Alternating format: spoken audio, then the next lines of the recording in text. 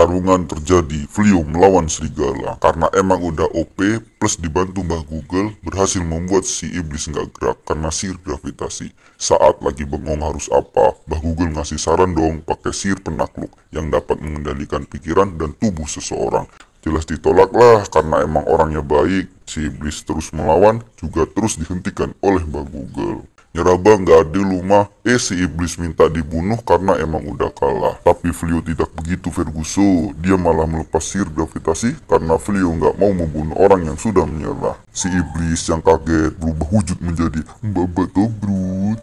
Vlio memberikan jaketnya dan mengatakan si iblis bisa bebas asalkan janji nggak bunuh orang lagi. Malah turun anjing karena kehabisan energi sihir. Malamnya Vlio mempelajari skillnya sambil menunggu si Tobrut bangun. Si Tobrut namanya Fenris dari ras Lupin. Bukan cuma nyawanya, Fenris diobati oleh Vlio yang mengubah pandangannya sama manusia dan mengakui Vlio sebagai tuannya. Jelas nolak lah, orang di SK aja nggak tahu harus ngapain. Kalau gitu mending mati. Kalau lu mati, nggak lanjut ceritanya. Mau nggak mau, ya harus mau. Vlio nerima dan menceritakan bahwa dia dari dunia lain yang diusir dari kerajaan. Gak pikir, kembali ke pahlawan rambut kuning yang ngedumel sama raja karena para prajurit pada lemah. Lu yang lemah dodol, nanyalah raja ke prajurit. Apa bener? Bener dari Hong Kong, udah kerja nggak bener, nyalain orang, banyak bacot lagi. Bukannya ningkatin kekuatan malah pergi main sama cewek. Pergilah mereka ke guild agar tidak ada yang curiga mereka pura-pura jadi suami istri. Dan emang impian dari seorang Fenris mendapatkan suami yang kuat. Jadi gas tanda sama pura-pura coy. Pas sampai di guild petualang langsung daftar si Fenris jadi petualang. Hampir keceplosan nama aslinya, pakai deh nama Riz. Agar yang lain gak tahu kalau dia si iblis tadi. Pas lagi nyari misi yang mudah-mudah, ada misi dadakan melawan gerombolan iblis beruang tanduk yang mengalahkan pahlawan rambut pirang. Mau ikut tapi nggak pede, pahlawan aja kalah. Si Riz pun ingin mengambil misi itu. Lepotlah mereka, maunya nyantai dulu kan di rumah yang disediakan dari guild.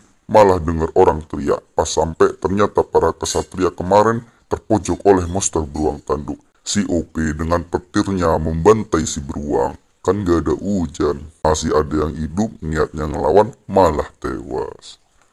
Muncullah si OP dengan istrinya, tapi pas ditanya itu siapa, Vlio malah bilang Riz adalah teman. Sakit, namanya juga pura-pura. Kebetulan masih nyisah satu beruang, mau nyerang, lihat Riz yang lagi marah, ampun suhu, ampun. Si Riz nyaranin jadi peliharaan, para kesatria kaget plus takut, si OP malah duar dah jadi. Namanya Cebeh. Saking shocknya rambut pirang langsung minta WA-nya bang. Sampailah di rumah, mereka berterima kasih dan memperkenalkan diri. Bali Rosa seorang kesatria, Blossom juga kesatria, Dileri yang ngurus kuda, dan Belano sang penyihir. Meminta tolong ke Vlio untuk melatih mereka karena dapat info pahlawan pirang dan pasukannya kalah sama iblis beruang. Udah itu nyalain raja, ngambek lagi nggak mau ngalahin raja iblis kalau nggak dapet orang yang kuat sebagai tangan kanannya. Bilang aja takut mati.